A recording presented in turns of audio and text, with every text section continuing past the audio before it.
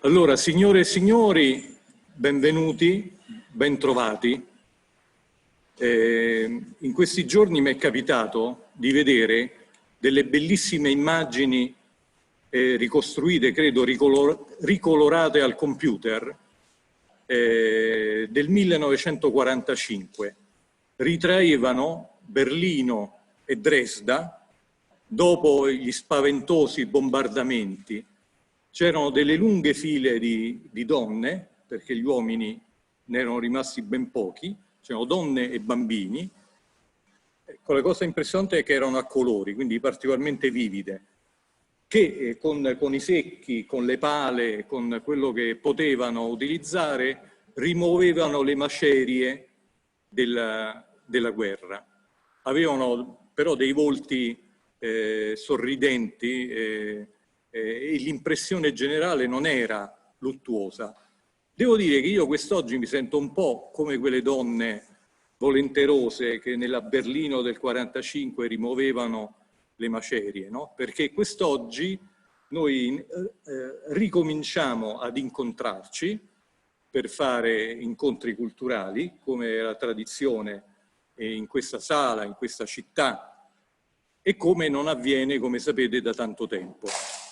Abbiamo scelto una forma innovativa, diciamo, in questo senso, cioè in questo periodo spesso si sono fatti degli incontri online, c'è chi ha detto è la stessa cosa, si può parlare davanti a un computer e raggiungere un pubblico molto vasto, e c'è del vero in questo, certamente.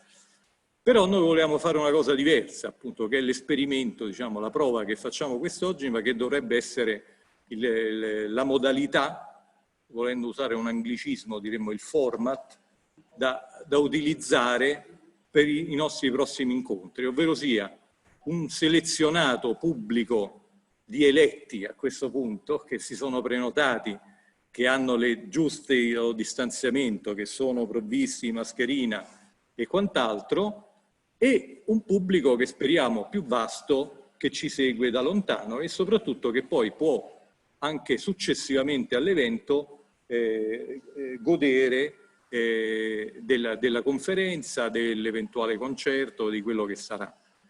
Quindi noi quest'oggi, secondo me, ricostruiamo, stiamo mettendo una pietra per quello che speriamo presto possa tornare, come tutti auspichiamo, alla consueta, alla normalità, magari per questa città un po' meno normale, cioè con un giusto bilanciamento fra il ritorno dei turisti e non delle masse non gestibili, e lo facciamo peraltro, e questo è il motivo di grande soddisfazione, sotto il nome di Dante.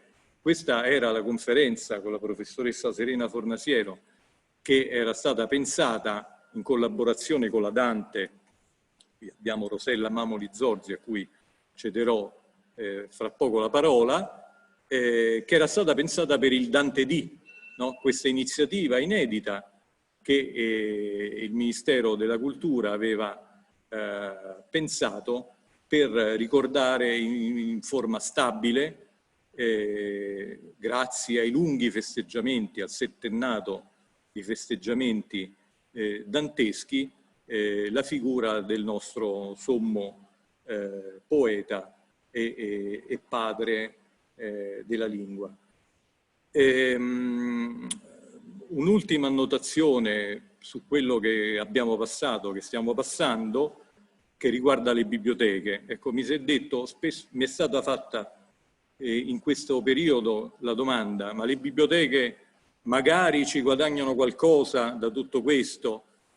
Magari la lunga chiusura ha fatto capire a tutti e soprattutto a chi ha le leve del comando quanto siano importanti le biblioteche, gli archivi nel sistema della ricerca, nel welfare, nel caso delle biblioteche, perché sono, eppure l'incontro di oggi lo dimostra, uno straordinario luogo di incontro e di socializzazione. Io sono per il bicchiere mezzo pieno, nel senso che io ho visto che questa cosa ci ha tolto tante risorse, energie che abbiamo dovuto indirizzare a fronteggiare l'emergenza che avremmo potuto impiegare più proficuamente. Diciamo che speriamo, però non è più che un auspicio, perché segnali particolari in questo senso non se ne vedono, che davvero si sia compreso come la rotella che le biblioteche e gli archivi rappresentano nel meccanismo della ricerca scientifica, ricerca a tutti i campi, perché se si vuole studiare il genoma del coronavirus si va su Medline e si trovano tutti gli articoli anche in preprint. Ma se si vuole capire come è andata e si è sviluppata la peste del 1630, bisogna ancora rivolgersi agli archivi, alle biblioteche che conservano le fonti e le testimonianze di quegli eventi, come si vede importanti ancora oggi. Ancora oggi c'è la necessità di accedere a quelle testimonianze. Quindi speriamo che si sia capito quanto contano e quanto sono importanti le biblioteche e gli archivi. E l'altra cosa che abbiamo imparato a fare è proprio questa, ovvero sia a cercare di trasmettere quello che facciamo a un pubblico più vasto attraverso i mezzi elettronici con cui gioco forza abbiamo dovuto prendere familiarità. Quindi questo è quanto mi riesce di vedere di buono in tutto quello che è successo. Grazie di essere venuti, grazie alla Dante, alla presidentessa Rosella Mamoli Zorzi e alla professoressa Fornasiero accanto a me, e io cedo proprio a Rosella la parola. Grazie molto.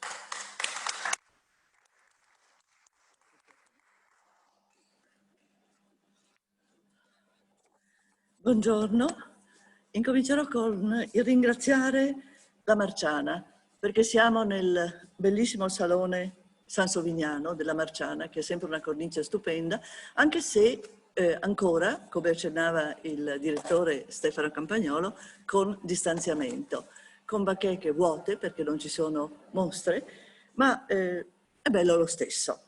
E quindi io lo ringrazio per questa ospitalità di oggi, ma anche per il passato, perché la Biblioteca Marciana è sempre stata molto molto generosa nel riceverci.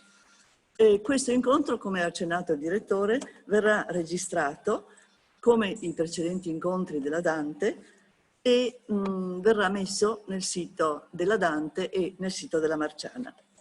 Oltre a ringraziare il direttore della Marciana, ringrazio anche le persone che ci hanno aiutato a installare la parte tecnica, ma ringrazio anche il dottor Francesco Calzavara della Giunta regionale del Veneto, che ci ha veramente generosamente seguito e appoggiato anche con un contributo finanziario per la giornata della Dante, spostata e cambiata a causa del coronavirus. Veramente gli siamo molto grati per il suo appoggio e siamo grati al dottor Luigi Berbenni che ci ha in un certo senso aperto la strada per la regione. Oltre a questi dovutissimi ringraziamenti dirò alcune cose che riguardano appunto la giornata della Dante. Malgrado il lockdown, il comitato riuscirà a fare alcune delle cose, non tutte, che aveva programmato. Grazie a Zoom, che è quello che usiamo anche oggi, e a Rossella Scatamburlo, abbiamo registrato gli incontri con Melania Mazzucco sul suo nuovo libro L'architettrice, con la presentazione anche di molti dipinti del Seicento che fanno da sfondo al romanzo, curati da Francesca Cappelletti. Abbiamo poi registrato l'intervento della stessa Francesca Cappelletti, grazie a cui abbiamo potuto avere una visita virtuale guidata della mostra da lei curata su Georges de la Tour a Milano, aperta per pochi giorni e poi subito chiusa, al Palazzo Reale di Milano. E tutti potranno vedere queste registrazioni. Siamo stati anche in grado, sempre con Zoom, di svolgere il corso Tradurre in italiano di qualità, per il quale è stato fondamentale l'apporto della nostra oratrice di oggi, Serena Fornasiero, come è stato fondamentale il suo apporto per il corso iniziato ieri Italiano per lo studio, ancora in Zoom. Un corso la cui necessità è emersa durante l'ultima riunione convocata dall'ufficio immigrazione del comune, dove è venuto fuori che i ragazzi che continuano le scuole, i ragazzi immigrati che continuano le scuole dopo la terza media, cosa che dovrebbero per legge fare tutti, hanno difficoltà con l'italiano. Allora abbiamo sfruttato, credo, gli studi precedenti di Serena Fornasiero e abbiamo iniziato questo corso ieri. E se voi mi consentite, io farei una piccolissima parentesi. Tutti sanno che i ragazzi fra i 13 e i 16 anni possono essere bambini o menoni. Devo dire che ieri, quando abbiamo visto tutti questi visetti e visi adulti che venivano per cercare di approfondire la loro conoscenza dell'italiano per poi andare a scuola in autunno, era veramente commovente vederli, tutti desiderosi da apprendere, tutti diversi come i nostri ragazzi italiani, uno dall'altro, e qualcuno era stato in Italia da 2 anni, qualcuno da più, qualcuno da solo 6 mesi, ma veramente avevano in comune il fatto che volevano tutti apprendere e venivano tutti da zone di estrema povertà o di guerra. E quindi il fatto che questi ragazzi abbiano un futuro è una cosa che veramente ci conforta. Ringrazio per ultima Serena Fornasiero, italianista dell'Università di Venezia, assai nota. Io non ricorderò tutte le sue opere, ma lasciatemi ripetere che il suo lavoro sulla lingua italiana è stato prezioso per la Dante. Ricorderò il suo volume più fortunato, giunto alla terza edizione, Scrivere l'italiano, Galateo della comunicazione scritta, pubblicato dal Mulino, scritto insieme con Silvana Tamiozzo, altra colonna del Comitato di Venezia della Dante. Non nominerò i lavori svolti da Serena Fornasiero con altri colleghi del Dipartimento di Italianistica di Ca' Foscari, Francesco Bruni o altri colleghi come Burgio, Giacchino Rusi. Ricorderò invece la premessa a Studi sul 7-800 offerti a Marinella Columni, firmata con Silvana Tamiozzi. Questi studi sul 7-800 sono appunto stati offerti a Marinella Camerino, Columni Camerino. E io cito questo perché questa italianista è un'altra delle nostre colonne per la Dante. Infine ricordo, perché è la giornata della Dante, l'intervento di Serena in un momento come questo, parole dette a Stoccolma per la società Dante Alighieri, un intervento inserito nelle parentele inventate sui pasinetti perché era importante per la Dante. Allora, come avete visto, la Dante di Venezia non esisterebbe proprio senza Serena Fornasiero e senza le italianiste di Ca' Foscari.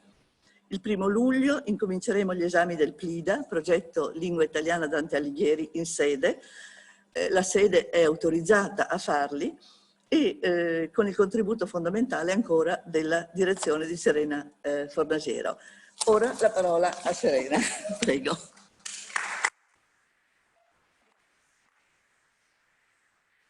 Devo sedere.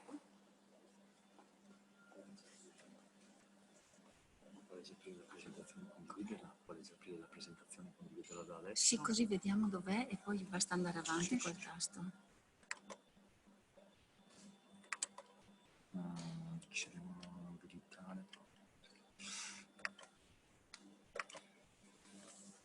E l'amministratore ci può abilitare lo sharing screen?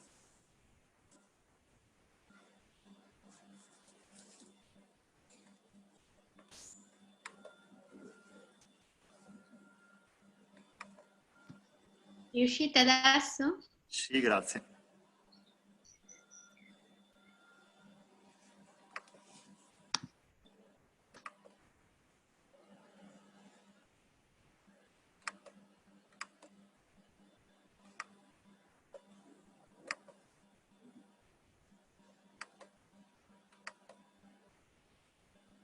Perfetto, allora io ce l'ho già qui.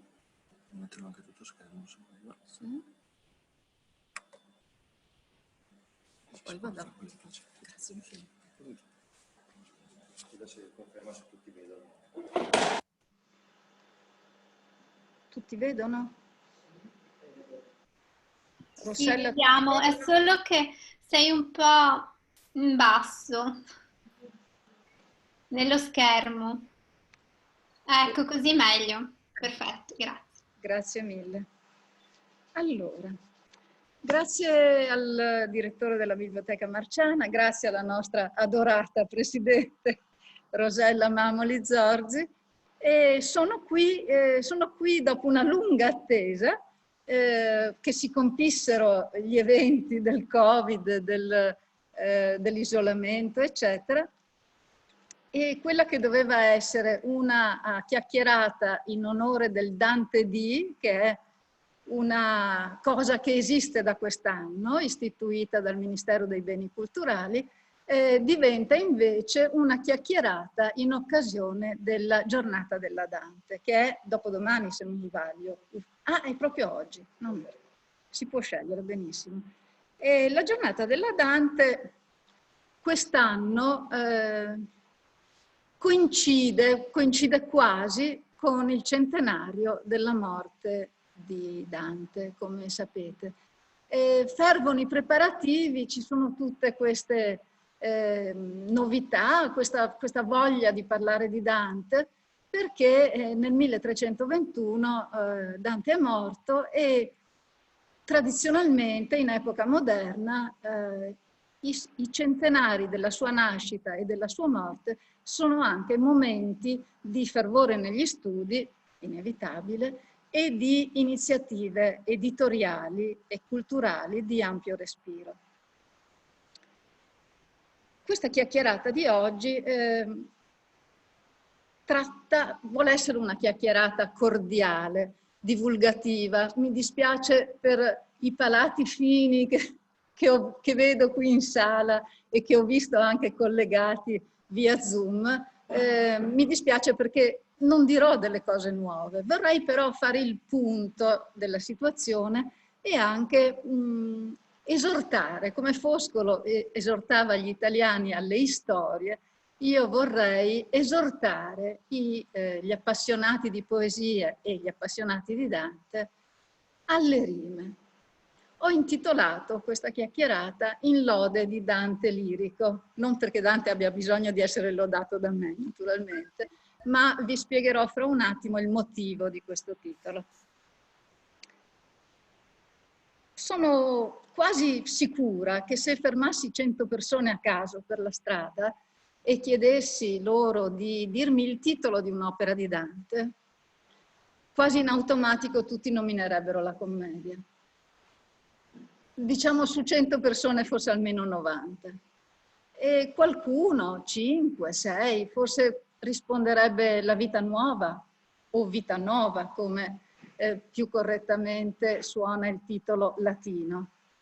E qualcuno potrebbe perfino ricordare il Convivio o qualche anticlericale intemerato potrebbe ricordare la monarchia. Però sono convinta che le rime non verrebbero in mente a nessuno, o quasi. E non sarebbe nemmeno sbagliato, perché le rime, quelle che chiamiamo così, ma non è un titolo dato da Dante, le rime non sono un'opera. Si tratta di una raccolta messa insieme dagli editori con un titolo editoriale, appunto, un titolo quanto mai generico, una raccolta di poesie liriche che Dante ha composto su temi vari, adesso entreremo un po' nel dettaglio, in momenti molto diversi della sua esistenza. Hanno in comune queste poesie, queste rime appunto, che è il termine antico con cui si designano normalmente i testi versificati di lunghezza breve, quindi non poemi lunghi, eccetera, eccetera, improntati a uno sguardo soggettivo, individuale, sull'esistenza e sui suoi valori più elevati, quei tria magnalia di cui poi Dante nel De Vulgari Eloquentia parla diffusamente, cioè i temi adatti alla lirica, i temi su cui il poeta lirico è autorizzato, è portato a prendere posizione soggettiva per dire la sua, per assumersene la responsabilità, per dire come vanno le cose secondo lui.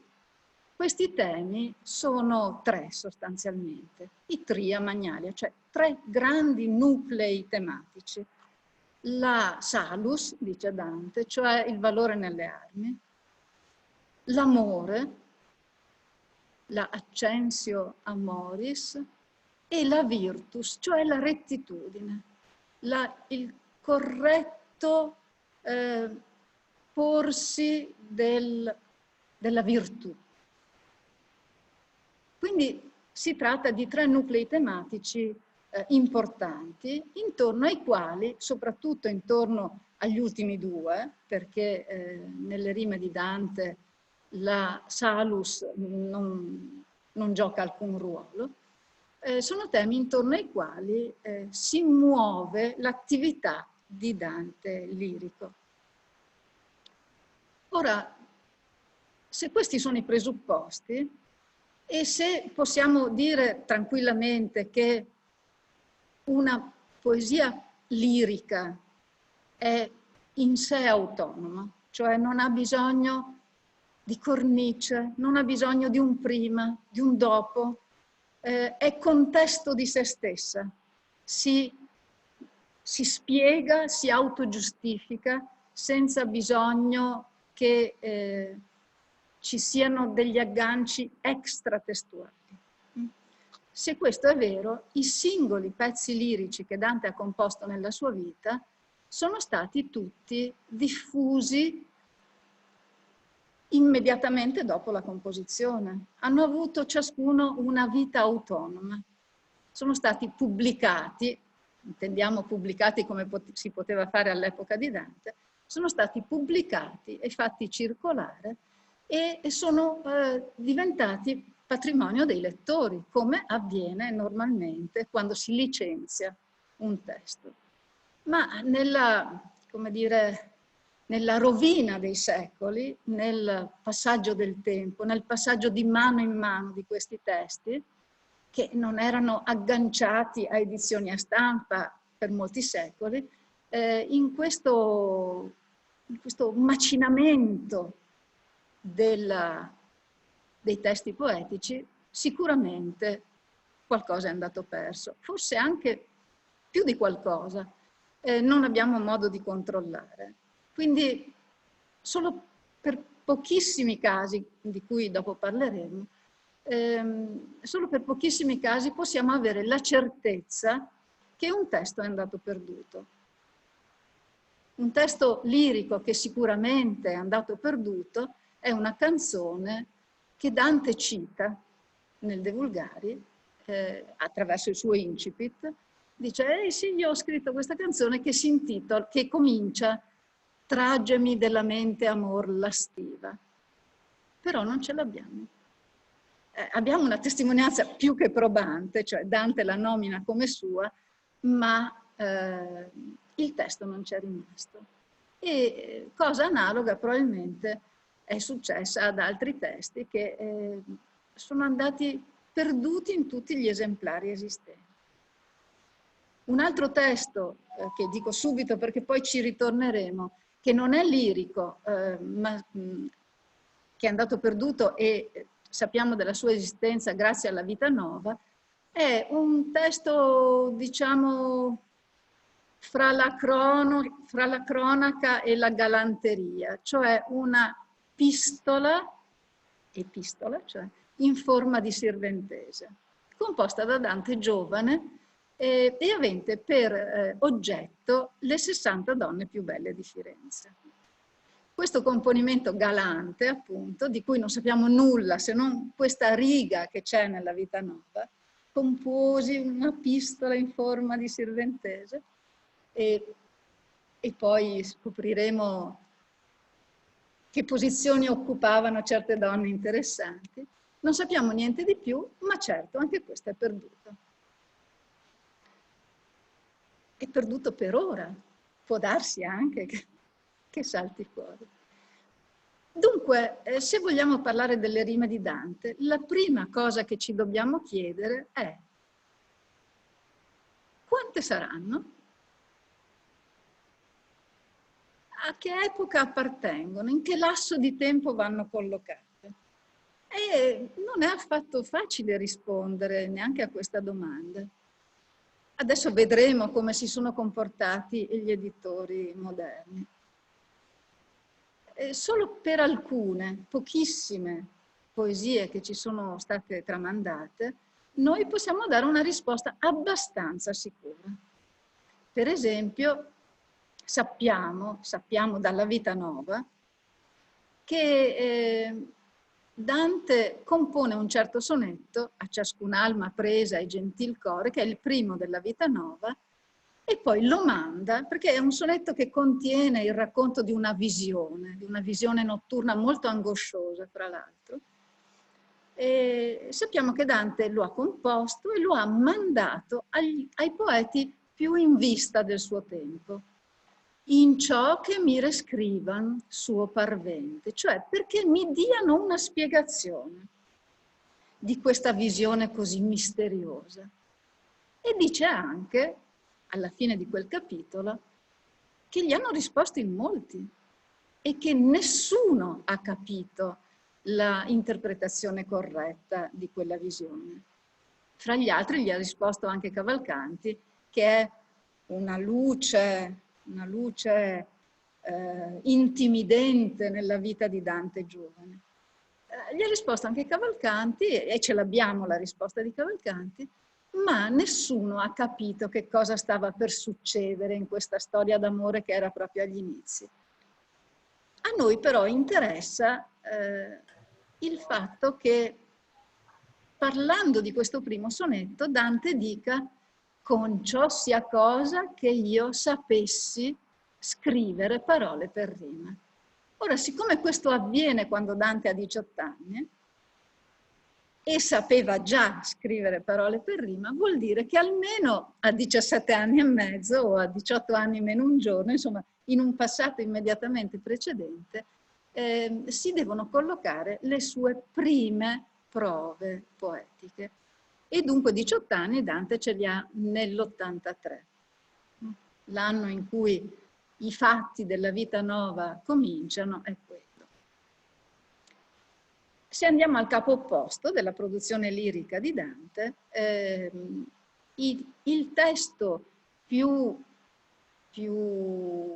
vicino a noi, più tardo, per cui si può proporre una datazione abbastanza sicura, è la cosiddetta canzone montanina, Amor da che convien pur ch'io mi doglia, perché l'ha mandata insieme a un'epistola latina, l'ha mandata a Moroello Malaspina fra il 1307 e il 1308. Secondo alcuni anche nel 1311, che è stato un altro momento in cui Dante è stato in contatto con Moroello, ma comunque di pezzi lirici databili con qualche precisione non ce ne sono. Quindi, cosa hanno fatto gli editori che hanno lavorato sui testi di Dante? Prima di tutto sono andati in cerca di questi testi. È stato necessario cercarli. Allora, la prima persona che li ha cercati, si vede, forse è un po' piccolo, è stato Boccaccio. Boccaccio è stato di fatto il primo editore di Dante. E la cosa è lievemente sorprendente, come hanno notato molti, ma da ultimo ha notato anche Marco Sant'Agata in un libro molto ponderoso che si intitola Boccaccio, che è, nello stile di questo studioso Marco Sant'Agata, una trattazione molto avvincente e discorsiva, però con un apparato di note in fondo al libro micidialmente preciso, per cui è un libro che si legge con grande piacere e traendone molta informazione, ma senza lasciarsi distrarre dall'apparato di note a piedi pagina. E anche Sant'Agata nota in questo libro che Boccaccio si avvicina a Dante con grande serietà, dopo un primo interesse superficiale, stranamente dopo aver conosciuto Petrarca. Cioè negli anni 50-51, dopo che incontra per la prima volta Petrarca e viene suo ospite in Veneto nel 51, poi Boccaccio torna a Firenze e invece di dedicarsi alle cose sue, che stava lavorando probabilmente al Decameron, e invece di dedicarsi alle cose di Petrarca, si dedica a Dante. Si dedica a Dante in questo modo. Vedete, ci sono 3 grandi sillogi manoscritte, tutte di pugno di Boccaccio, che contengono al loro interno la commedia, trascritta per intero, la vita nuova, il trattatello in lode di Dante, che è il motivo per cui ho intitolato questa conferenza in lode di Dante lirico, e una parte della produzione lirica di Dante. Questi manoscritti sono un toledano, che sta a Toledo appunto alla Biblioteca del Cabildo, che è il più antico dei 3, un chigiano che sta alla Biblioteca Apostolica Vaticana e un riccardiano che sta a Firenze alla Biblioteca Riccardiana. Queste, voi immaginate cosa vuol dire copiare a mano tutta la commedia, tutta la vita nuova e le 15 canzoni distese, le chiama Boccaccio. Cioè le 15 canzoni di imponente spessore, di notevole lunghezza, che in tutti e 3 i manoscritti stanno nello stesso ordine. Le canzoni sono queste. Ve le leggo, vi leggo gli incipit perché forse non si vede.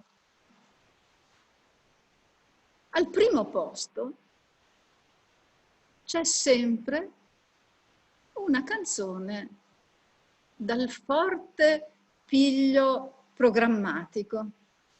Così nel mio parlar voglia essere aspro. Poi ci sono le 3 del convivio. Voi che intendendo il terzo ciel movete, amor che nella mente mi ragiona, le dolci rime d'amor ch'io solia.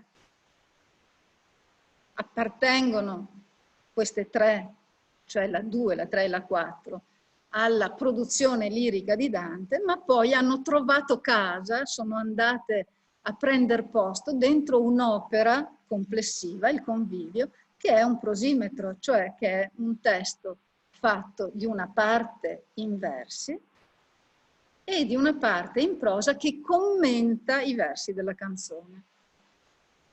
Doveva consistere di molti più libri di quelli che Dante ha scritto concretamente. Le canzoni del Convivio dovevano essere 14, invece ne sono state sistemate e commentate solo 3. E il primo libro doveva essere introduttivo e solo in prosa. Quindi al novero del totale ne mancano molte.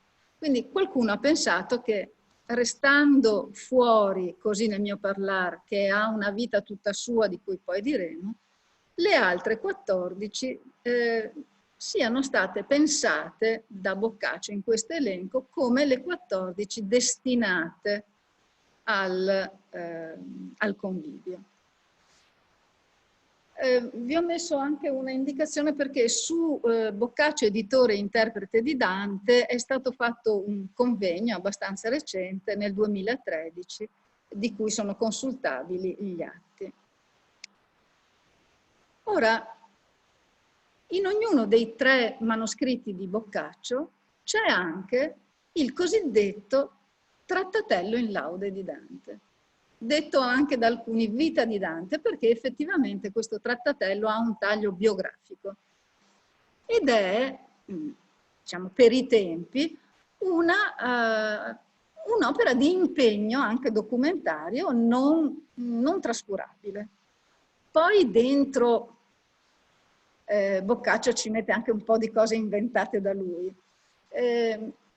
Ne ha scritte addirittura 2 versioni, 2 redazioni, di cui la prima, che è degli anni 50, del 300, è più estesa, e la seconda invece è un po' più asciugata e è di circa un decennio più tardi.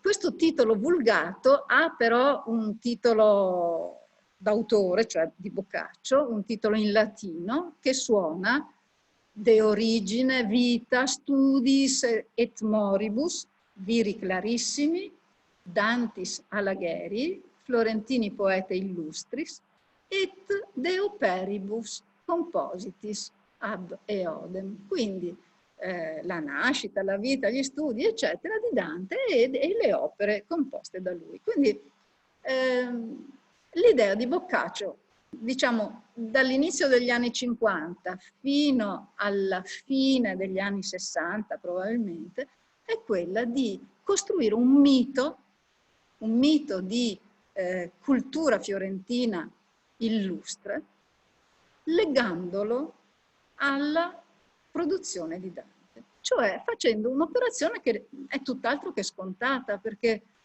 la città che lo aveva bandito, esiliato, condannato a morte in contumacia, ne aveva fatto una sorta di damnatio nominis o damnatio memoriae, e non era facilissimo ripristinare questa figura di padre della cultura o di grande intellettuale fiorentino in una città che si sentiva in imbarazzo di fronte alle vicende dell'esilio di Dante e anche di fronte a quello che Dante aveva scritto su Firenze nella commedia, per esempio. Quindi diciamo che Boccaccio è il primo editore anche di Dante lirico, ma è un editore parziale. Ora, a cominciare dalla giuntina del 1527 e continuando poi con molte edizioni parziali, i pezzi lirici di Dante hanno sempre avuto lettori, sono sempre stati ricordati, sono stati presenti, ma in maniera ascientifica e tutt'altro che sistematica. Vale la pena di saltare a pie pari quella fase, che è da eruditi, e andare alla edizione di cui ricorre quasi il centenario, cioè l'edizione Barbi del 21. Barbi è uno di quegli studiosi, di quegli uomini di cultura che hanno veramente speso la propria esistenza per i grandi autori della nostra letteratura, ma in particolare per Dante. Il suo contributo alla conoscenza filologica, anche critica e testuale delle opere di Dante è un contributo veramente poderoso e incancellabile. Barbi ha studiato molti dei manoscritti, dunque Barbi nasce nel 1867, è toscano, è di un paese vicino a Pistoia, morirà poi nel 41, quindi in questo lasso di tempo discretamente lungo fa in tempo a offrire agli studiosi, ai lettori, molti contributi e dopo la sua morte usciranno postumi anche dei commenti parziali proprio alle rime. Barbi era presidente della Dantesca, della Società Dantesca di Firenze, e proprio la Società Dantesca ha promosso il testo critico delle opere uscite a Firenze nel 1921.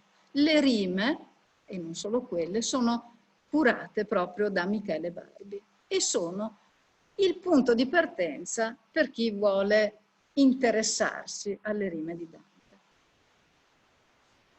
Ora, io ho detto poco fa che sono poesie sparse, no? Poesie autonome l'una dall'altra. Però non dobbiamo dimenticare quanto ingombrante sia per i lettori italiani, italofoni soprattutto, ma anche per certi lettori colti stranieri, l'archetipo del canzoniere di Petrarca. Cioè l'idea che se ho un autore che ha lasciato tante poesie liriche, queste poesie vanno raggruppate, no? Bisogna metterle in un disegno. E tant'è vero che Barbi stesso, non in questa sede, non nell'edizione delle rime, ma altrove, parla anche per Dante di canzoniere, il canzoniere dantesco. E questo, il fantasma del canzoniere è ingombrantissimo. Cosa fa Barbi? Intanto si occupa di cercare le rime, di fare una raccolta il più possibile esauriente. E poi si preoccupa di ordinarle, cioè di vedere cosa è venuto prima e che cosa è venuto dopo. Come vi dicevo prima, solo per alcune di queste poesie si può capire a che periodo appartengano. Certo, alcune fanno famiglia fra loro. E infatti Barbi, basandosi sulle altre opere di Dante, in particolare la Vita Nova e il Convivio, e basandosi un po' anche sul De Vulgari, e basandosi molto su criteri stilistici interni, cioè vedendo una produzione più acerba e una produzione lirica più matura di Dante, ordina le rime, le ordina in capitoli, in raggruppamenti, che anche qui vi leggo perché sono troppo piccoli.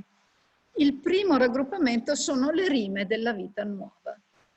E questo è già interessante perché le 31 rime che noi oggi leggiamo dentro alla Vita Nuova, che è un prosimetro, cioè che ha delle parti narrative in prosa, in cui è incastonata una poesia o in alcuni casi 2 poesie. E poi alla fine c'è di nuovo la prosa che propone delle divisioni, cioè dice come si devono leggere la poesia o le poesie. Queste rime, prima di andare a finire nella Vita Nova, vivevano in maniera libera, a sé stante, extravagante, che è il termine tecnico per definire questa modalità. Però Barbi vuole offrire ai suoi lettori il regesto completo dei testi lirici di Dante. Quindi nella sua edizione ci sono tutte le poesie a lui note. Quindi un numero elevato, 118. Bisogna idealmente sottrarre le 31 della Vita Nova e le 3 del Convivio, le 3 canzoni del Convivio di cui parlavamo prima. Nell'insieme, l'edizione Barbi è come uno scrigno o una cartella del computer in cui è stato messo dentro tutto ciò che di lirico è uscito dall'ingegno di Dante. E le raggruppa per periodo o per tematica, diciamo così. Il primo gruppo sono le rime della Vita Nuova, come vi dicevo, poi altre rime del tempo della Vita Nuova, poi c'è l'attenzione con Forese Donati. L'attenzione vuol dire che io mando una poesia non al mio pubblico in generale, ma la mando a una persona specifica e mi aspetto che questa persona specifica mi risponda. Spesso quello che mando è un sonetto, quasi sempre, e non è detto che sia amichevole. L'attenzione è una gara, cioè una gara di bravura, ma spesso è anche una sfida, no? Una sfida provocatoria. E fra Dante e Forese Donati, che era suo amico e che poi diventerà un personaggio della commedia nel Purgatorio, la tensione è proprio piena di attacchi personali, di ingiurie perfino. Nel primo di questi sonetti, che sono 6 in tutto, 3 e 3, nel primo di questi sonetti Dante accusa Forese di essere un cattivo marito e dice: ah, chi sentisse tua moglie tossire, poveretta. Penserebbe addirittura che sia una che ha passato l'inverno al Polo Nord, perché è così raffreddata, ha sempre freddo. E sarà perché la coperta è troppo corta, il copertoio è cortonese, dice Dante. E perché probabilmente Forese andava all'osteria. Poi quando diventa personaggio del Purgatorio sta fra i golosi. Quindi forse lasciava troppo spesso sola la moglie e da questo Dante trae spunto. Poi Forese gli risponde con delle altre cose terribili, lo accusa di non aver vendicato suo padre che era stato ucciso, insomma sì, se ne dicono di tutti i colori. Questa tensione che fra l'altro ad alcuni esegeti è sembrata un falso, noi siamo tutti convinti che invece sia autentica. Questa tensione sta in un capitoletto dell'edizione Barbi tutto per sé. Il quarto raggruppamento è quello delle rime allegoriche e dottrinali, il quinto altre rime d'amore e di corrispondenza, il sesto fascinosissimo, di cui parleremo un'altra volta perché meriterebbe ore e ore di lezione, sono le rime per la donna Petra, cioè dei componimenti dove per un amore senile, di quarantenne probabilmente, insomma un amore non della prima giovinezza, Dante mette in campo tutto ciò che si può fare con gli artifici della poesia.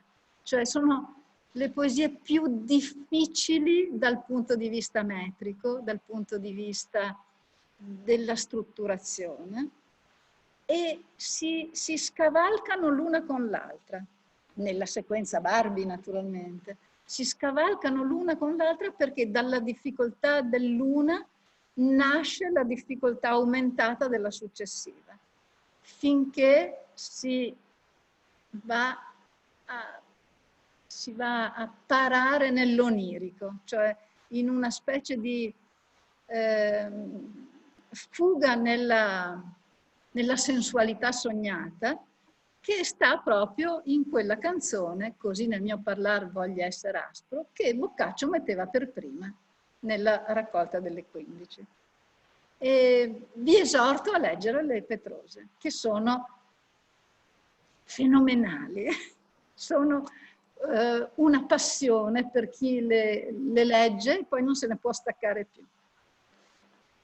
Infine, settimo raggruppamento, rime varie del tempo dell'esilio, e poi c'è un appendice di rime di dubbia attribuzione. E questo è, come dire, Barbi, il padre di tutti noi.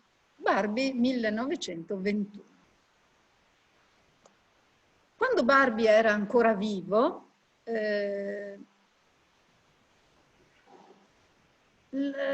Barbi e Pernicone, che era un suo collaboratore, stavano cercando però qualche giovane studioso che continuasse questo lavoro, perché si trattava di un lavoro ancora molto da dissodare, ancora molto da fare. Nel frattempo, la casa editrice, questo giovane che arriverà, questo giovane a cui viene passato il testimone, è Domenico De Robertis. Ma nel frattempo Gianfranco Contini riceve da Einaudi l'incarico di fare un agevole commento delle rime di Dante. È agevole, è questo. È la seconda edizione, perché la prima è del 39, ma si legge questa, che è del 46. Rime con testo critico, introduzione e note a cura di Gianfranco Contini. Cosa fa Contini? Non si preoccupa tanto del testo critico, prende quello di Barbi, ma toglie le divisioni in capitoletti, esclude le rime della vita nuova e quelle del convivio, quindi prosciuga molto il numero dei pezzi.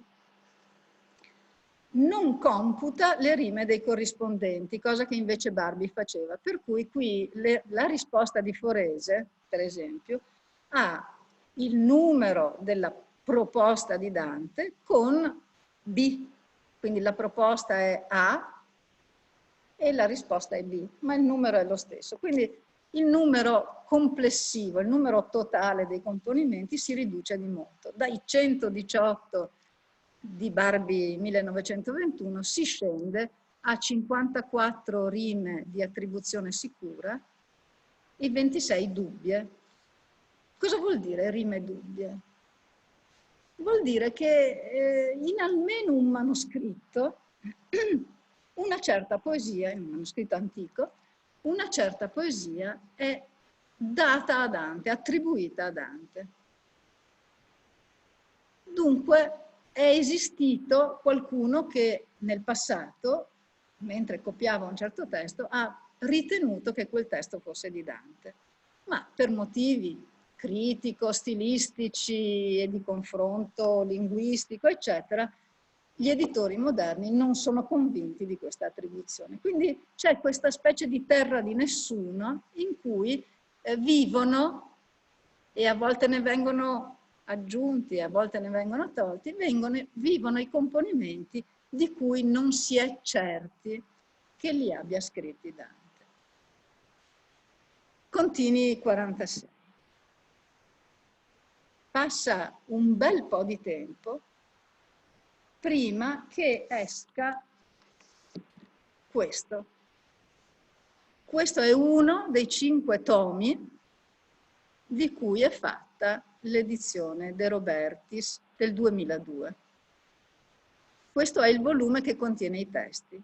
Gli altri volumi, ponderosissimi, in totale sono circa, forse anche un po' di più, 2500 pagine. I primi 2 volumi contengono i documenti cosiddetti, cioè il censimento completo, per quanto è dato sapere, di tutti i manoscritti del mondo che contengono almeno un testo attribuito a Dante.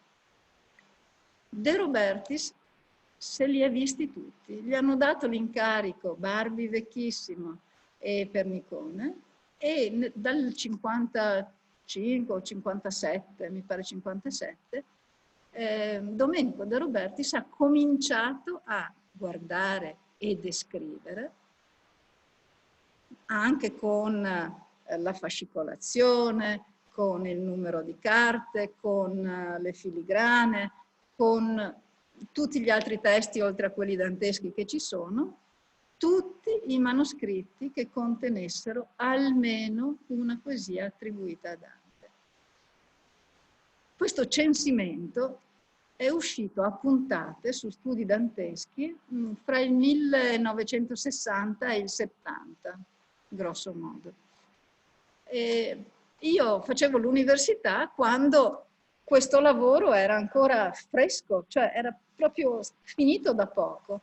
E il mio maestro Alfredo Stussi, qualunque argomento di poesia antica si studiasse, ci mandava sempre a vedere il censimento di De Robertis e diceva, siccome De Robertis ne ha visti centinaia, se non migliaia di manoscritti, e ci sono gli indici dei nomi, eccetera, eccetera, se quel tuo autore appare in uno di questi manoscritti, lo trovi e trovi già una corretta descrizione del manoscritto, eccetera, eccetera. Quelle schede, chiamiamole, uscite a puntate nel corso di 10 anni, sono adesso tutte consultabili insieme nei primi 2 tomi di questo lavoro. Altri 2 tomi sono dedicati alle deduzioni filologiche riguardo l'apparentamento delle famiglie di manoscritti, eccetera, eccetera, e sono irte di intelligenza e irte anche di conseguenze, perché poi ne viene fuori una cosa che adesso diremo, molto, molto difficili da leggere e da seguire. E poi il quinto tomo è questo, dei testi. Testi con apparato critico, ma senza commento, cioè i puri testi e la loro storia filologica. Forse non vedete. Un colpo che ha preso alla gola i dantisti, i cultori della poesia del Trecento e un po' tutti, perché l'ordinamento De Robertis è tutt'altro da quello a cui siamo abituati. È l'ordinamento, diciamo, di Boccaccio. Questo volume di testi comincia col numero 1, così nel mio parlare voglio essere aspro. Cioè comincia con questo assalto programmatico di un Dante che afferma la necessità di far coincidere la lingua al tema trattato. Se il tema è aspro, come è negli atti questa bella Petra, anche la lingua deve essere aspra. E su questo si potrebbero fare moltissime considerazioni perché così nel mio parlare, nell'ordinamento Barbi, è l'ultima delle Petrose. È quella dello sfogo sensuale sognato. Ma le prime Petrose vogliono adeguare il tema attraverso la metrica, non attraverso la lingua. Quindi, così nel mio parlare, è il luogo di un rivolgimento programmatico. Adesso, da questo momento in poi, io percorrerò un convenience linguistico, dice Dante. Parlerò delle cose con delle parole che sono uguali alle cose. Ed è un impegno, come dire, molto apertamente dichiarato e anche molto abilmente perseguito da Dante in questa canzone. Se ci sarà tempo ne daremo un assaggio. Insomma, qui questo ordinamento completamente nuovo per la parte delle canzoni, che è la prima parte, rispecchia non tanto l'operato di Boccaccio, quanto il fatto che secondo De Robertis questa cosa preesiste a Boccaccio, cioè rispecchia in maniera un po' inafferrabile una volontà d'autore. Ce ne sono delle spie filologiche, cioè di manoscritti molto antichi in cui l'ordinamento non è proprio questo, ma sembra privilegiare una certa fisionomia, un certo profilo.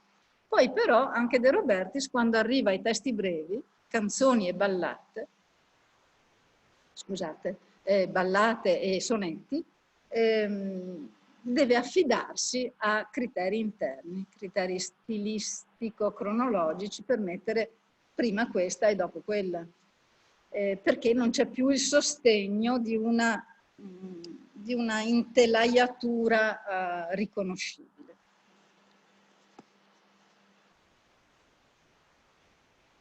Ho detto che in questa edizione di De Robertis non c'è il commento, ma il commento arriva pochi anni più tardi ed eccolo qua. De Robertis 2005. I testi sono quelli che ha pubblicato pochi anni prima, 3 anni prima, ma qui c'è il commento ed è un gioiello dell'esegesi dantesca. Ricordiamo che De Robertis ha commentato ricchissimamente anche la Vita Nova e ha commentato le rime di Cavalcanti e del figlio di Cavalcanti. Quindi questa potenza di conoscenza proprio ravvicinatissima con la poesia di questi secoli diciamo, fa da sostegno a un commento veramente prezioso. Infine arriva questo. Giunta 2011. Non sono tutte rime di Dante, naturalmente. In questo Meridiano Mondadori contiene alcune opere di Dante. È uno dei volumi di cui è costituito il progetto complessivo di pubblicazione delle opere di Dante. Qui dentro ci sono le rime, c'è la Vita Nova e c'è il De Vulgari. I commentatori sono 3 commentatori diversi. Per le rime il commento è stato affidato a Claudio Giunta, che si è trovato in una posizione difficilissima. Difficilissima perché si è trovato a dover scegliere fra la tradizione barbiana, che ha come archetipo l'edizione Barbi, e il prodotto ancora recente di un indiscusso maestro, che è De Robertis. E credo che gli siano tremate le vene ai polsi. E alla fine Giunta ha deciso di tornare nel seno della tradizione, cioè ha dato un ordinamento dei testi sicuri, che nella sua edizione sono 59 testi sicuri, più 17 incerti, dubbi. Ha dato un ordinamento che comincia con le poesie più giovanili, con la solita tenzone fra Dante e Dante da Maiano, e ha continuato nel solco del profilo di Barbi, con alcuni interventi, alcuni recuperi che già erano stati fatti prima di lui. Per esempio, anche lui accetta come sicuro di Dante il discordo trilingue Ai Faus Ris, che è un'opera, una canzone, un discordo, insomma, di quelli che fanno impazzire i lettori e gli esegeti, perché questo testo poetico è in 3 lingue diverse. In lingua d'Oil, cioè in francese antico, in volgare italiano e in latino. E le 3 lingue si incastrano una nell'altra. Era considerata incerta l'attribuzione a Dante, invece De Robertis l'ha asseverata, ha fatto un'expertise insieme alla Lazzarini e ad altri filologi romanzi, restituendo a Dante definitivamente questo posto. Allora, la domanda che facevo prima, quante sono le poesie di Dante? Di che epoca sono? Quale arco di tempo coprono? E in che ordine vanno lette? È una domanda quasi senza risposta. Uno legge quello che ha a casa spesso, ma se doveste comprarvi un testo delle rime, io comprerei questo. Comprerei questo perché sono una tradizionalista, cioè mi sento più sicura con il testo e il commento più recenti, e quindi sussumono tutto il lavoro che è stato fatto prima e da altri e lo mettono in discussione o lo accettano, e poi perché quello di Giunta è un ottimo commento, è un ricchissimo commento. Giunta è un grande lavoratore, una grande intelligenza, non sempre simpatica al 100%, a volte spigolosa, però fare un commento a un testo così pieno di implicazioni in orizzontale e in verticale, cioè con i contemporanei e con gli studi che l'hanno riguardato, vuol dire fare un commento micidiale.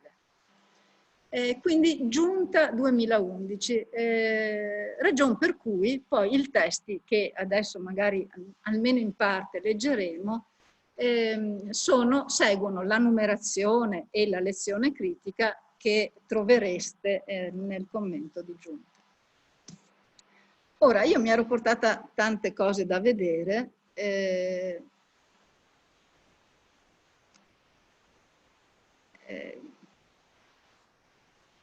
Con che scopo? Allora, di capire in primo luogo, lei non si riesce a leggere, adesso provo a ingrandire e casomai leggo.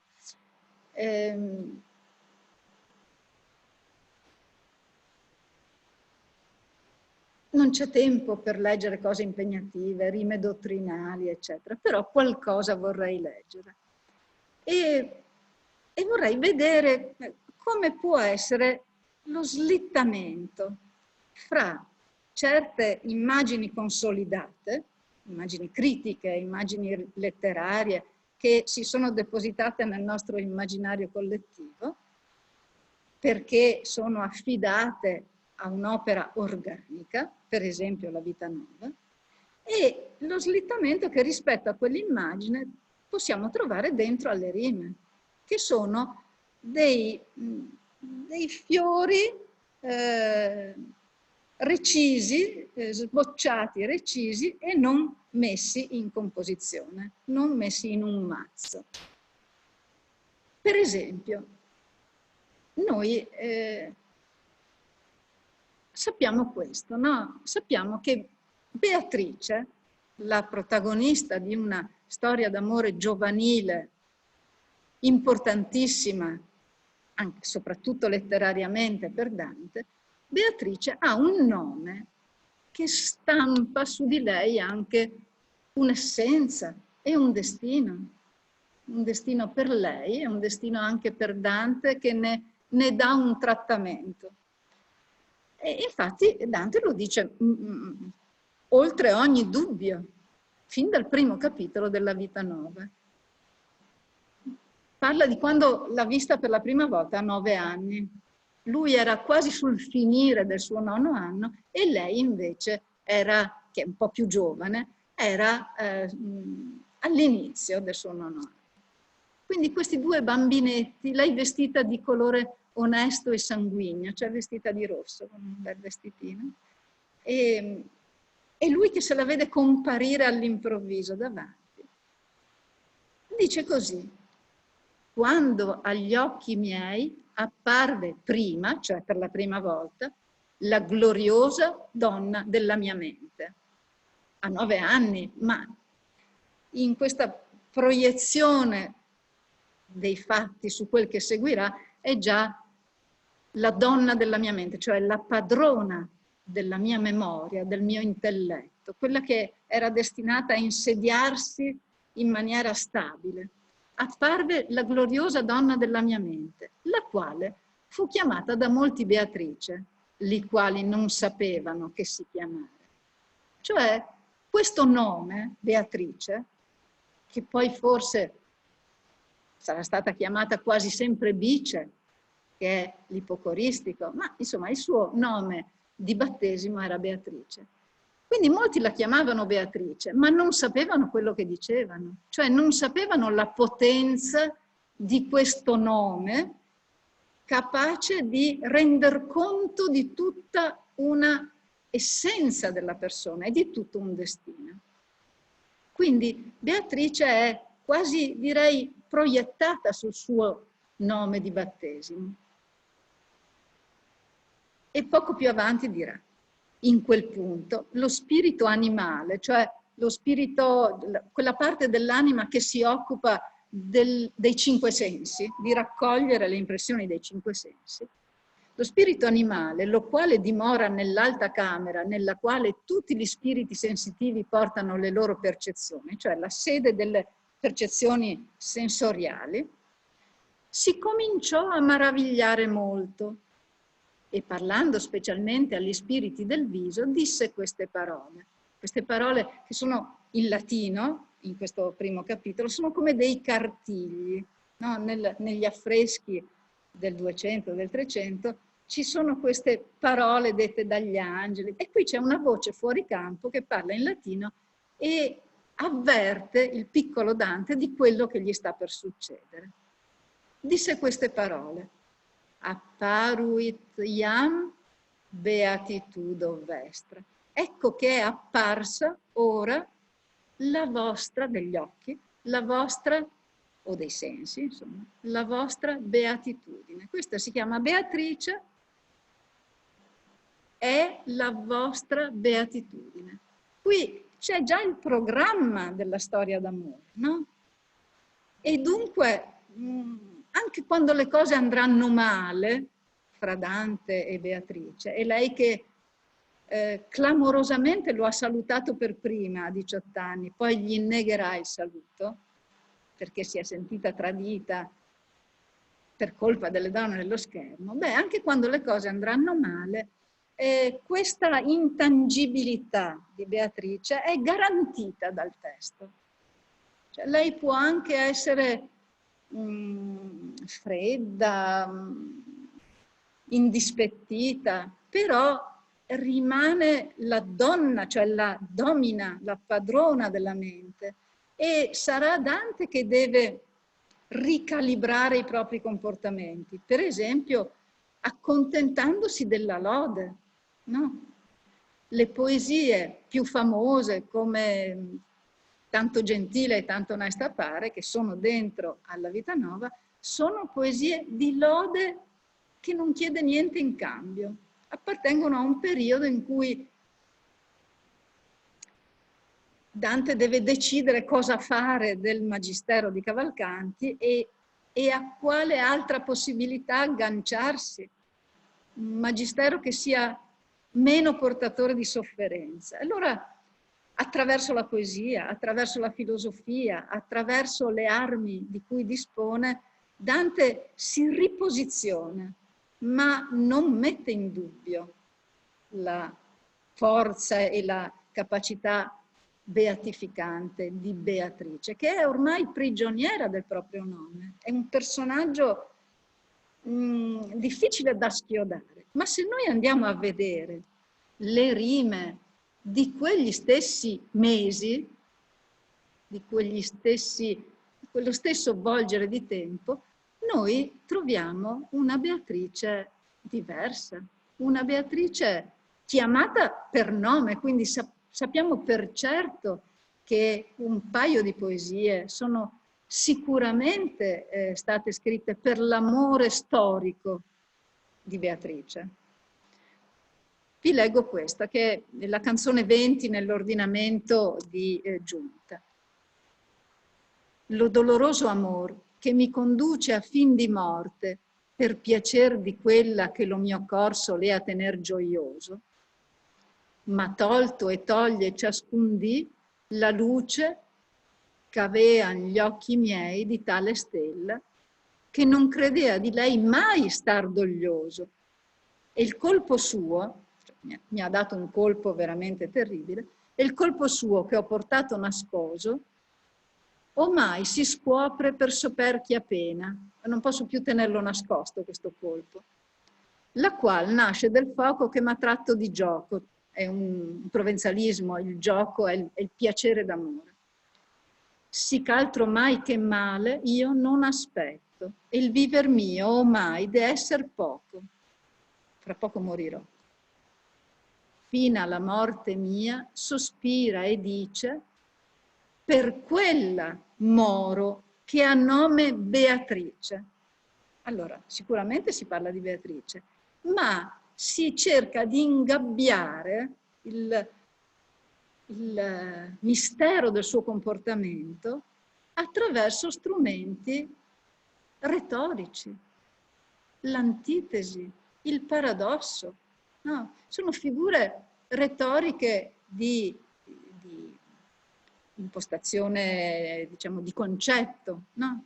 Io muoio a causa di una che ha nome Beatrice, cioè che nel suo nome dovrebbe invece salvarmi, farmi star bene.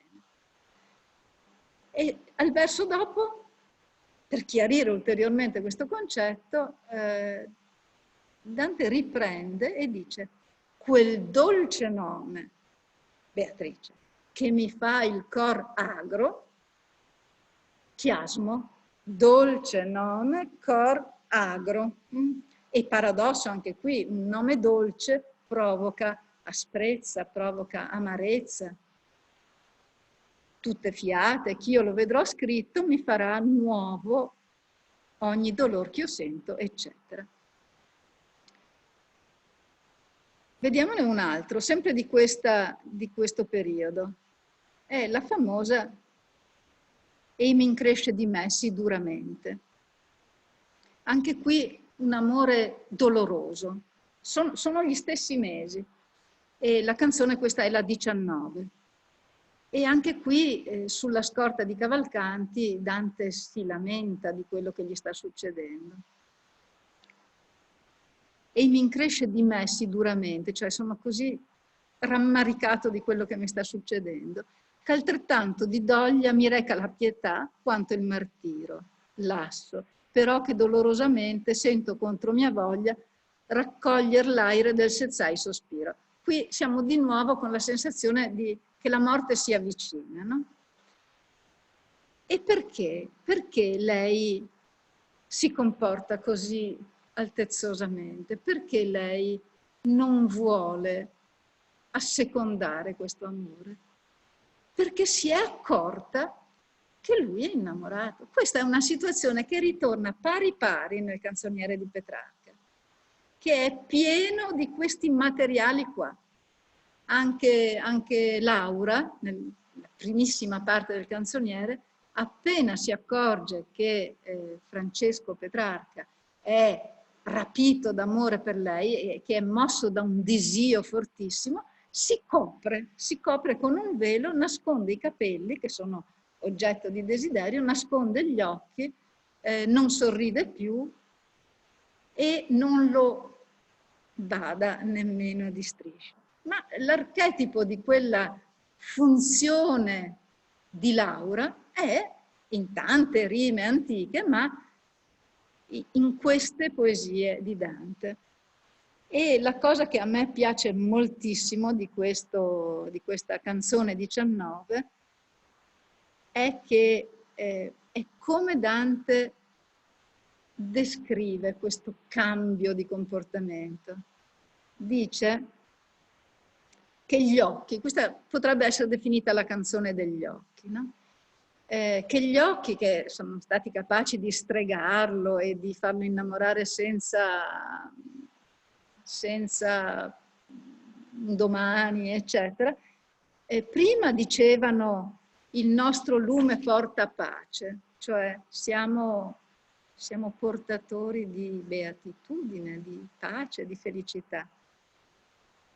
Ma poi, quando sepper di loro intelletto, che per forza di lei m'era la mente già ben tutta tolta, cioè quando gli occhi di Beatrice si sono accorti che la mente del suo innamorato era invasa dall'amore, con le insegne d'amor dieder la volta. Questa espressione di Dante a me piace moltissimo. Che l'amore sia una milizia, no? E che quindi ci sia una battaglia, eccetera, è un topos, un luogo comune della poesia amorosa antica.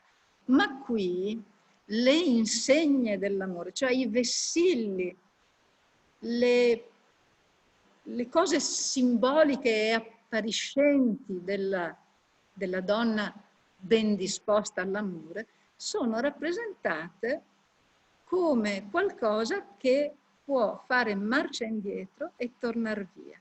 Le insegne d'amore, dieder la volta, c'è un dietrofront. Questo ritorna anche in Petrarca e poi ritorna anche in Sant'Agata, che in un suo racconto dice: questa donna aveva sul volto le insegne dell'amore, che è una citazione sopraffina per palati di conoscitori della poesia antica. Va bene, se posso continuare ancora 5 minuti.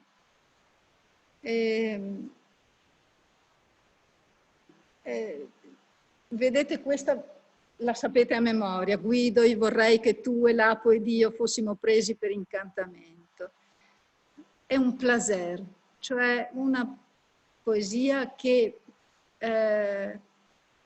parla di cose desiderabili, a volte in forma di elenco. Ci sono dei placer che sono proprio delle elencazioni di cose belle, piacevoli, a volte, come qui, dipingendo una situazione ideale e irrealizzabile. Qui, in questo sonetto che ha un destinatario preciso, Guido Cavalcanti naturalmente, in un momento felice della sua vita amorosa probabilmente, ma soprattutto amicale, letteraria, quindi nella vita di relazione culturale, Dante immagina di poter essere messo in un vasel, cioè trovarsi in un vascello, una navicella, che con un vento sempre favorevole andasse per mare secondo il volere dei suoi abitanti. E questi abitanti dovrebbero essere Dante stesso, Guido e Lapo, la stessa cerchia di amici fedeli d'amore, e anche le loro donne. Le loro donne, Monna Vanna, la donna amata da Guido in quel periodo, Monna Lagia, la donna di Lapo, e una terza donna, quella che è sul numero delle 30. Ora, se voi prendete anche un'antologia scolastica, qualcuno che ci casca e dice, beh, la terza donna è sicuramente Beatrice, la trovate, soprattutto si trovava qualche decennio fa. Ho scelto di farvi vedere questo sonetto perché è uno dei casi in cui, per spiegare un autore, un singolo testo di un autore, è bene allargare la lettura in orizzontale alle altre sue opere. Perché per capire chi può essere sul numero delle 30 bisogna sapere che è esistito un elenco di 60 belle donne di Firenze, quello di cui abbiamo parlato prima, che questo elenco è stato scritto da Dante, una epistola in forma di sirventese, come vi dicevo, e che questo testo è nominato nella Vita Nova, dove si dice molto esplicitamente che Beatrice è in questo elenco. Non è la Miss, non è la prima, ammesso che sia una graduatoria che comincia dalla più bella, ma che essendo Beatrice la donna perfetta ed essendo la radice della perfezione il 3, il numero della Trinità, il numero che ha la perfezione nella sua radice è il 9. E infatti Dante dice che in quell'elenco di belle donne Beatrice non sopportò di essere collocata altrove che al numero 9. Quindi lei non è quella del 30, lei è quella del 9. Quella del 30 è un'altra, una delle donne dello schermo probabilmente. Una donna che Dante ha cantato in un certo punto della sua carriera poetica e che non è affatto Beatrice. Ma sarebbe facile cadere nell'imbroglio, insomma, di semplificare e pensare che ognuno aveva la sua fidanzata e dunque questa doveva essere un'altra. In questi ultimi 5 minuti vorrei snidare, come abbiamo fatto con le insegne dell'amore, snidare un'altra cosa che a Dante piace molto, che secondo me è una delle sue firme nella poesia amorosa, cioè l'ombra. Ombra è anche una delle 6 parole rima delle rime petrose, ma in particolare non è facile spiegare che cosa voglia dire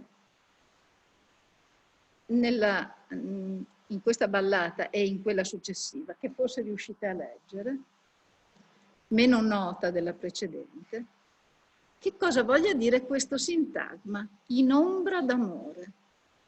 Leggiamo questo che forse non conoscete. Deh, Violetta, che in ombra d'amore negli occhi miei sì subito apparisti, così all'improvviso, no? Aggi pietà del cor che tu feristi, che spera in te e disiando more.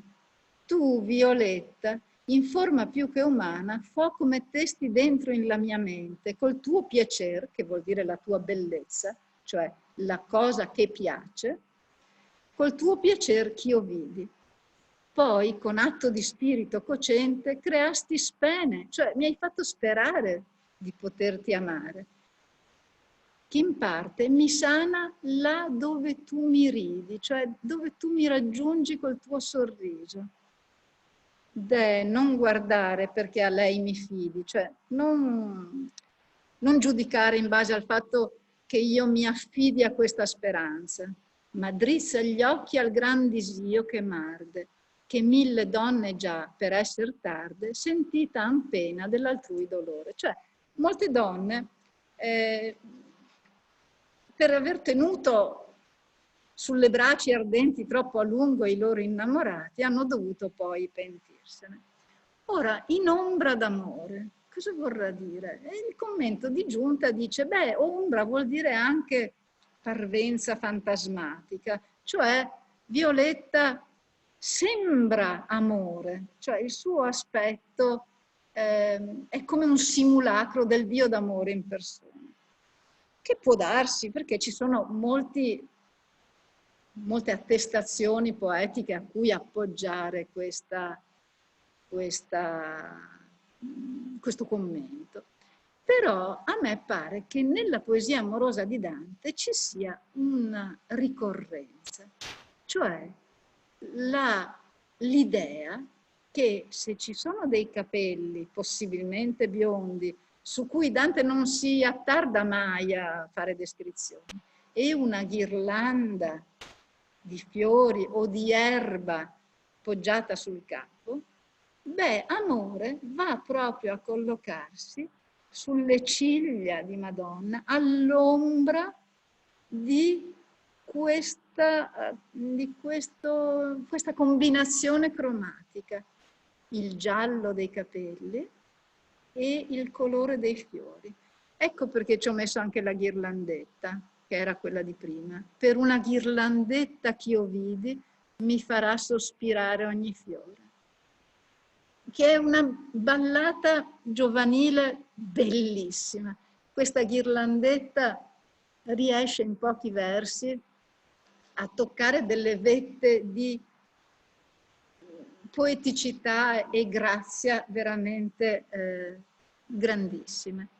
E anche qui la ghirlandetta in testa, una ghirlandetta di fior gentile, attira gli spiriti d'amore. Sovra a lei vidi volare un angiolel d'amore umile e in suo cantar sottile diceva: chi mi vedrà lauderà il mio Signore. Se io sarò là dove sia fioretta mia bella e gentile, allor dirò alla donna mia che porta in testa i miei sospiri. Cioè le parole diventano sospiri e i fiori sono sostituiti dalle parole. C'è una specie di minuetto di metafore, no? Molto, molto graziosamente porto. Ma per crescer disire la mia donna verrà coronata d'amore. Le parolette mie novelle che di fiori fatto han ballata, i fiori materiali sono diventati sospiri, porta in testa i miei sospiri, e di fiori hanno fatto una ballata, cioè i fiori sono diventati anche parole e versi. Per leggiadria ci hanno tolte una vesta che altrui fu data, cioè è così carina questa ballata che si è meritata di prendere una veste musicale che era destinata a un altro componimento. Però siate pregata, qual'uomo la canterà, che li facciate onore. Ora, tenete conto di Violetta che c'è nell'altra ballata, di Ghirlandetta, di Fioretta, di Parolette. E andiamo a vedere il punto della poesia di Dante in cui questo concetto dell'amore che va a collocarsi fra la ghirlanda, i capelli e gli occhi, e quello è il posto dove amore vuole stare, Questa immagine trova la sua esplicitazione più chiara nella sestina, che porta il numero 44 nell'edizione col commento di giunta. Guardate la terza strofa, ve la leggo. Stiamo parlando di Petra, che è una donna cattiva, cioè è una donna insensibile alle istanze d'amore, è fredda come il ghiaccio, non si accende perché è un legno molle e verde, è scandalosamente giovane, non risponde all'amore, non si sa come conquistarla, però è irresistibile e le Petrose sono un cuneo dentro a questa impossibilità. Lei è scandalosamente giovane, lui è un uomo maturo, non sappiamo esattamente quando siano state scritte. E la Sestina, che ha il suo modello in una poesia di forma molto simile di Arnaut Daniel, che comincia «Lo ferme voler che il cor m'intra», la Sestina è il punto di artificiosità metrica molto azzardato che Dante mette in campo per aggredire con lo stile e con la veste metrica un oggetto così difficile, così inarrivabile come è la personalità di Petra, che poi può essere allegoria di quello che volete, ma una interpretazione letterale c'è sempre nelle poesie di Dante, quindi per ora prendiamoci la lettera di questo testo. Terza strofa. Quando ella ha in testa una ghirlanda d'erba, trae della mente nostra ogni altra donna. Cioè non si può pensare altro che a lei. Quando ha in testa una ghirlanda, perché è questo il veicolo della notevolissima accentuazione della bellezza. Trae della mente nostra ogni altra donna, perché si mischia il crespo giallo dei capelli e il verde della ghirlanda, sì bel, ch'amor li viene a stare all'ombra. Si colloca proprio lì. Che m'ha serrato, ella m'ha serrato intra piccioli colli, più forte assai che la calcina pietra. Cioè, io sono calcinato, sono imprigionato da una resina, da una calcina, in questo posto, tra piccoli colli, e non me ne posso schiodare. Ma il motivo di questa prigionia, di questa impossibilità di fuggire, è la bellezza, è fra l'altro, insomma, la bellezza enfatizzata dalla ghirlanda d'erba. Allora, ci lasciamo qui. Io ho tante altre cose, ma veramente il tempo è tiranno. Vi dico solo un'ultimissima cosa. Vi ho fatto notare i diminutivi, no? Tutti questi diminutivi in etta. Fioretta, Violetta, ci sarà la Pargoletta, poi c'è Lisetta, poi ci sono i fioretti, le parolette. È un diminutivo che si spalma, cioè è come dire, il suono stilnovista della lingua di questo Dante lirico d'amore, fino a un certo punto, finché il momento stilnovista non viene superato, per non dire contraddetto. Quando viene contraddetto, Dante fa una cosa di cui mi pare che non molti si siano accorti.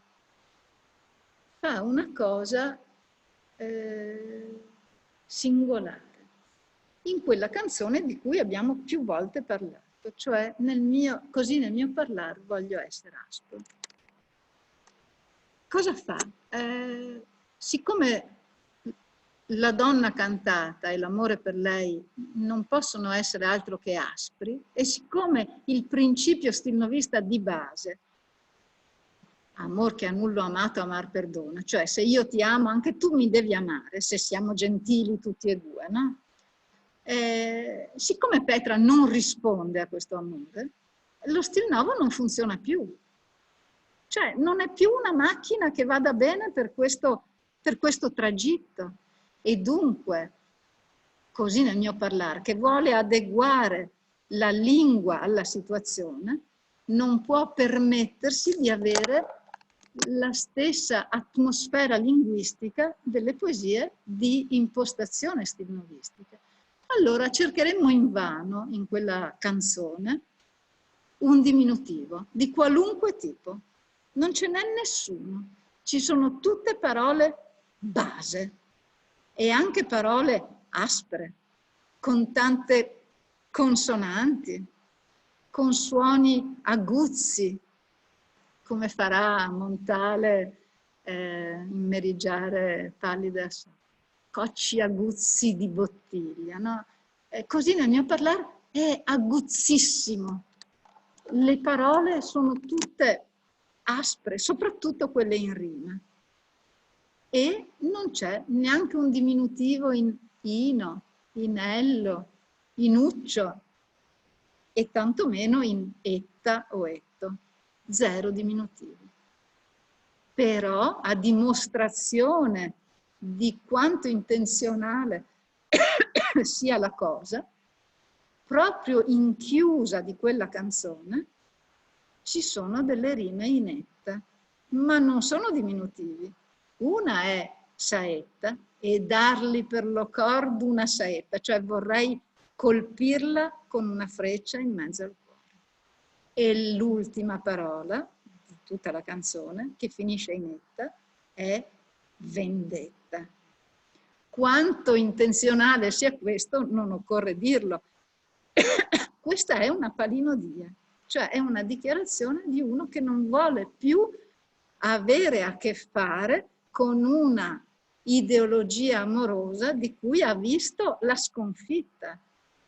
E lo dichiara non solo attraverso le parole, la sintassi, i concetti, eccetera, ma lo dichiara anche attraverso il parlare, cioè i fatti di lingua, i significanti sganciati dai significati, che è una bellissima cosa, secondo me, che ci dice quanto grande Dante riesca a essere quando ci si mette d'impegno, e anche quasi sempre.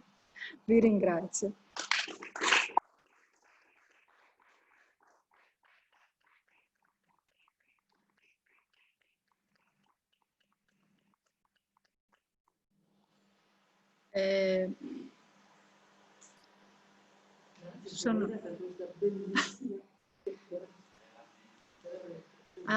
Spero che leggiate le poesie di Dante lirico. Ho goduta tantissimo, grazie, grazie. Ma grazie a te. È stato un Grazie. Molto interessante. Ciao. Grazie, quella era Annalisa Sacerdoti. Ciao. Ciao, ciao. Ciao, ciao Maresa. Ciao. Grazie di cuore, straordinaria. Buona serata. Grazie mille. Alla prossima. Grazie, grazie, grazie. Cosa io non so fare adesso?